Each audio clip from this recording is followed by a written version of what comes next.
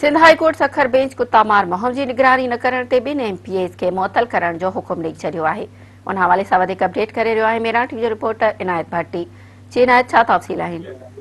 जी बिल्कुल, Sindh high court Sukkur जी बरुकिनी bench justice Aftab गोड़ जे निगरानी में अॼु फ़ैसिलो ॾिनो वियो आहे त सिंध अंदरि कुता मारण जी निगरानी न कंदड़ ॿ जेके MP आहिनि ऐं रतो देरो ऐं जाम शोर सां तालुक़ रखंदड़ सिंध असेंबली जी मेंबरशिप जेको मुअतल करण जो फ़ैसिलो ॾेई छॾियो आहे।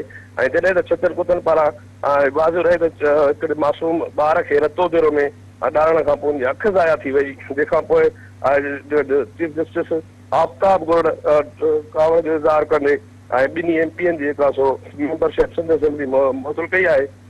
मां ॿुधाईंदो वञा त जेको आहे Sindh high court bench Sindh जे कंहिं ॿिए ज़िले में जेकर अहिड़ो वाक़ियो पेश आयो हुनजो त उन ॿियनि MPN जी बि मेंबरशिप मुअतल कई वेंदी।